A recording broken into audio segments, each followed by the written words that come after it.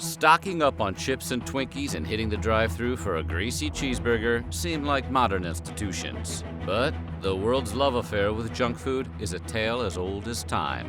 A lot of what would become the fast food industry began in medieval Europe, where people satisfied their junk food cravings with some interesting cuisine. But knights weren't exactly galloping their horses through the drive-thru or grabbing candy bars on their way to the castle. Instead, medieval fast food catered to travelers and the poor, and it wasn't always tasty. Today in Weird History, we're taking a look at what junk food was like in the Middle Ages. But before we get started, be sure to subscribe to the Weird History channel. And while you're there, leave a comment and let us know what other historical food topics you would like to hear about next. Okay, time to get medieval on those Cool Ranch Doritos.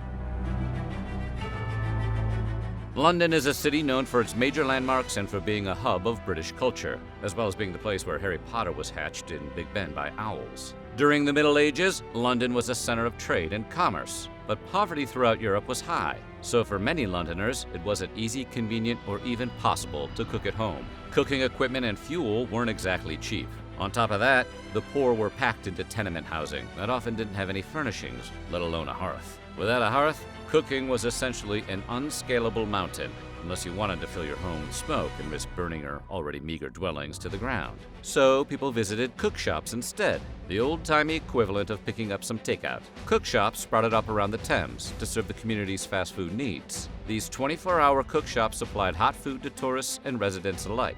They were open every day, with menus that changed depending on the season. But instead of driving through on a chariot or horse, the cook shops offered more of a stroll-through experience. Customers would walk up to the shops to purchase their favorite hot meal. Others would buy what they wanted, then take it home to eat later, because scarfing down a plate of takeout is not always what you want to do in public. Cook shops weren't limited to London. One city street in Bristol became known as Cook's Row. Bristol's cook shops offered more variety, including poultry and fish, and may have been among the first to subscribe to the adage, "It's the smell that sells." They'd have their hearths outside the shop and would strategically throw food on to cook so that the smell would entice customers over to grab a quick bite. Some shops served sweets. Others were known for their pancakes and bread. But the most popular might have been the shops that sold meat pies. Those delicious meat-based treats were a popular seller, kind of like a medieval hamburger, but without the fries and Coke. Speaking of burgers, everyone loves a Big Mac. There's just something about clenching most of the basic food groups in your fist and then horking them down like a snake smuggling dinner through airport security.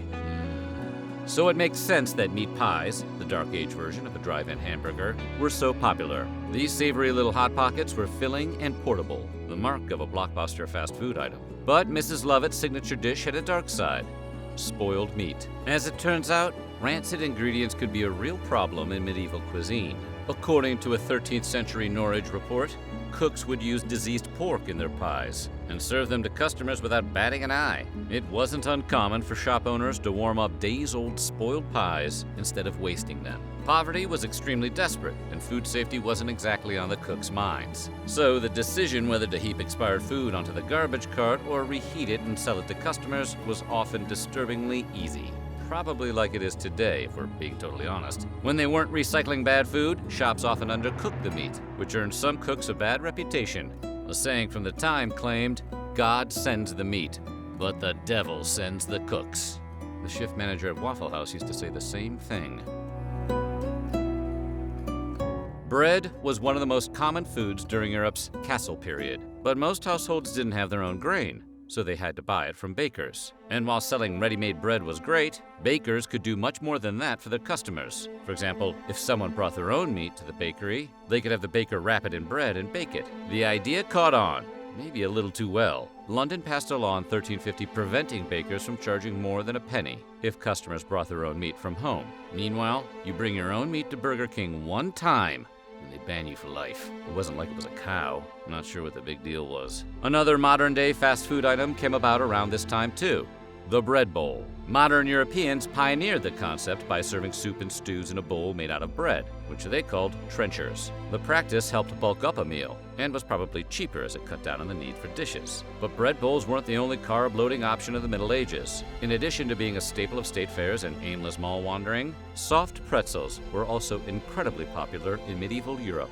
3 simple ingredients combined to create the twisted treat. Just mix a little bit of water, some flour, and some salt, and And you've got yourself a filling snack officially approved by the Catholic Church. That's right. During fasting periods like Lent, when Catholics avoided eating certain animal products, pretzels often took their place as a substitute. Monks would hand them out to kids reciting their prayers, while others would distribute them to the poor. Outside of the church, pretzels became a symbol of luck and prosperity. And what's not to feel lucky about when you're chowing down on a handmade pretzel? Nothing completes a fast food run like a six-pack of booze, because if you're treating yourself, you might as well go all the way. And while drinking alcohol has been a popular activity, medieval Europeans really liked to drink, possibly because they were living in medieval Europe. Not even Lent had any effect on the common folks' thirst for memory-erasing refreshment. Part of observing Lent meant not eating meat, so folks would fill that gap in their regular diets with other things. Fish became the alternative choice for some, others turned to booze. While it provided temporary solace from abstaining,